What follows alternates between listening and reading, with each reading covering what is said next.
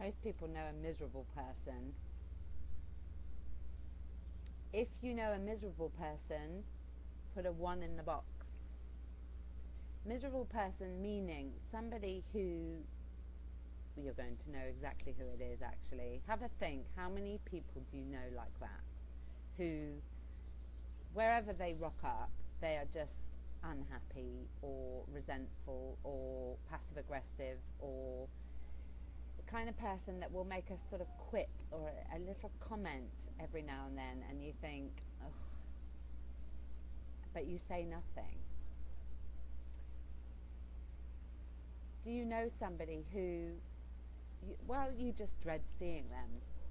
You dread seeing them, you feel less than, you feel intimidated, you feel angry, you feel guilty, you maybe lie about being busy when you know you need to see them.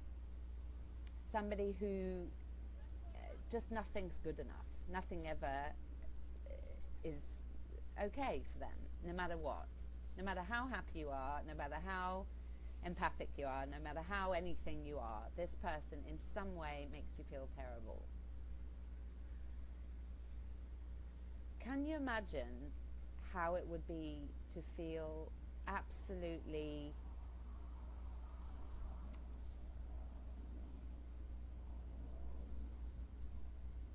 like that, free with them?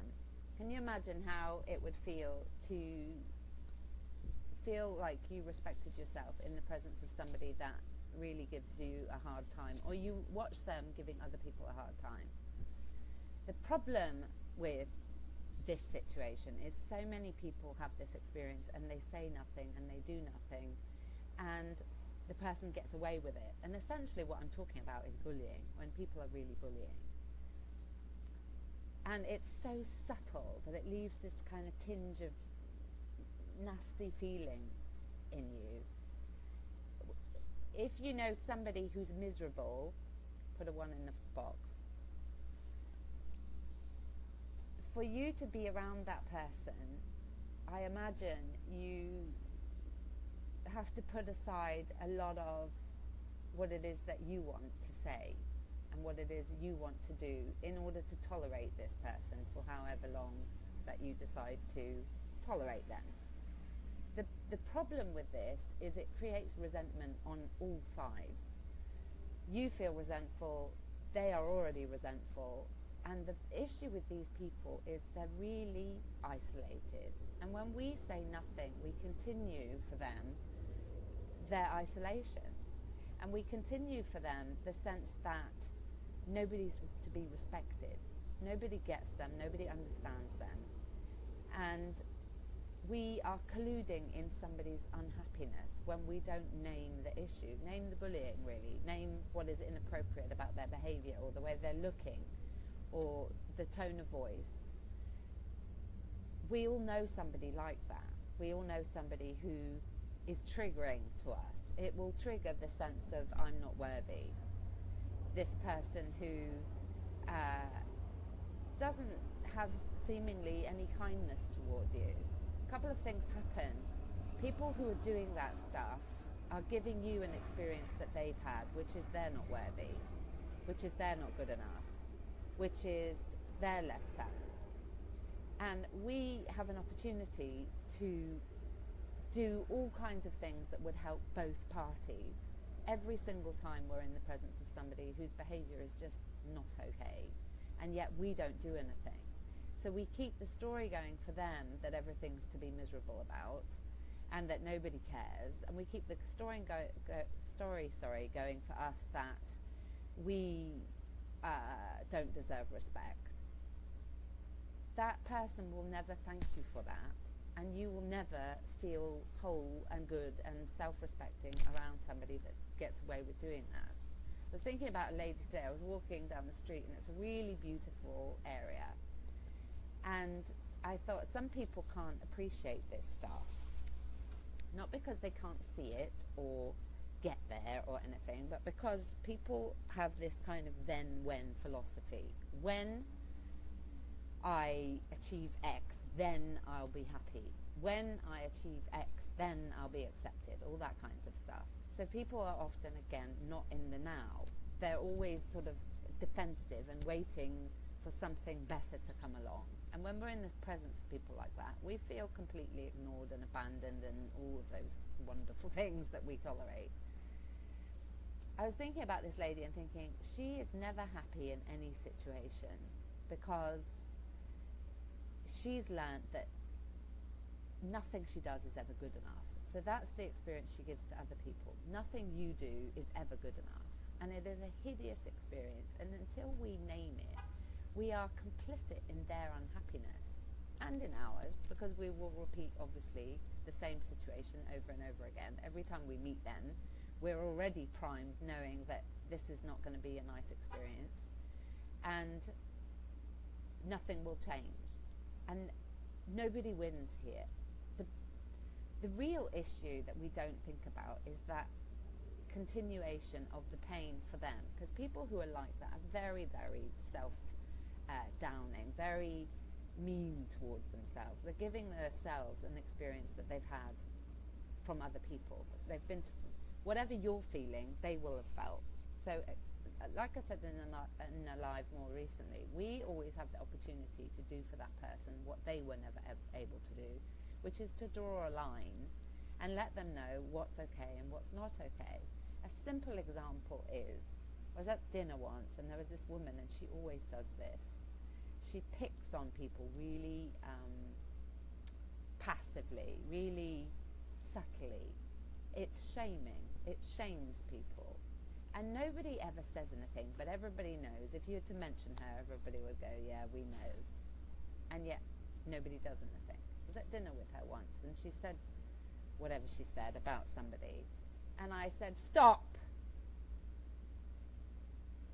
And she was startled. And I thought, what I would rather have done there is to go up to her quietly and not do to her what she had done to him, which is what I did, of course, but to say, what you're doing is not okay. It's implicit bullying, it's shaming, and I won't stand for it. And leave, because what you're going to get in a situation like that, I did actually say this later, is all reasons, a story about why it's okay, or oh, it's just banter, or one of those sort of pacifying kind of comments or arguments that comes back to us. And the best thing we can do is leave the person with that. What I said was, what you experience from me is what he experiences from you. And I know where it's come from, and I didn't want to go into it.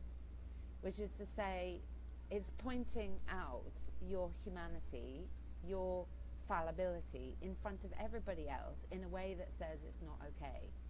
How did it feel? And she said it was horrible. And I said, okay. When we don't address that stuff, that person who does that stuff stays very much alone, not really having a sense that they're repeating what happened to them. So it's so subtle. Anything from real abuse, really, really physically and so on abuse, to just this little subtle, it's abusive. It's an abuse of your position as somebody that can get that close to someone and then poke at them. My major point in this is, when we allow people to get away with that stuff, we are actively involving ourselves in their unhappiness by not saying, I see what you're doing, I hear what you're doing, I do notice you. They don't feel noticed. And I suppose it is a way, is it a way to get attention? Yes, I suppose it is, to have some kind of significance in a situation where they feel less than. Because people who make other people feel less than obviously feel less than themselves. Sorry, helicopter.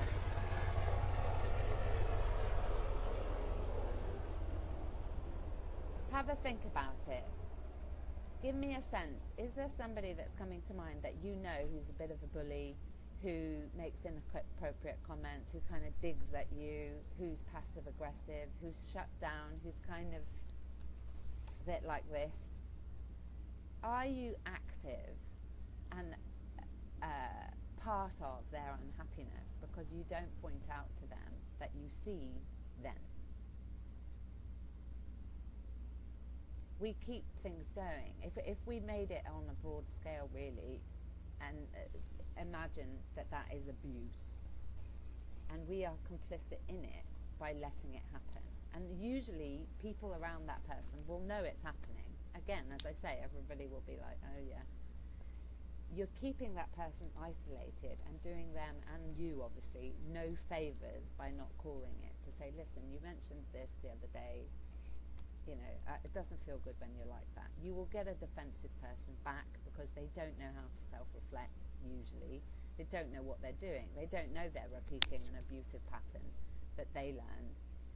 But who's benefiting from you allowing it to happen? Who's benefiting from you allowing what happened to them to happen to you? You're letting them know that whoever was abusive and putting them down and so on did the right thing. Whoever abused you was right, because now you're abusing me, and that's okay.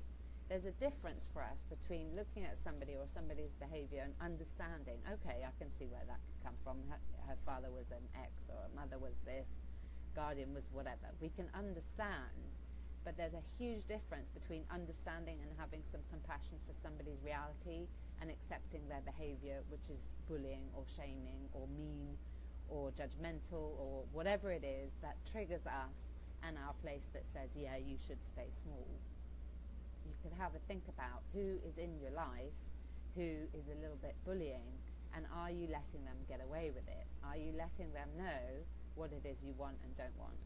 You're not helping these people, you're actually hurting these people, because I hear that from those people because of my work. Those are the people who don't respect anybody because nobody challenges them. They feel often the world owes them and other people owe them, and everybody gets all the good stuff and not them, and they feel they are nothing to do with it. It's everybody else's fault. Everybody else is passive. Everybody else has a good life. Everybody else has it good, not me. We don't help them by not saying your behaviour pushes people away, the way that you are, the way that you don't stop talking, the way that you screw up your face, the way that you make these kinds of comments and so on. What is it actually you want to say? Because that I don't want to be part of. We don't help ourselves when we are giving somebody the message that whatever it is that they're doing has no impact on you, when actually it really does. You're in resentment, they're in resentment. People who bully have no respect for people who take it. None. And people who bully are very isolated, very alone, in incredible pain, unfathomable pain these people are in. And they are lonely and isolated, and it's not your job to bring them out at all. But there is something about the fact that when you don't take care of you, you are actually hurting that person by letting them know that whoever was abusive in this way to them did it right, and they deserved it. And you're proving it to them by taking it too. Sending love.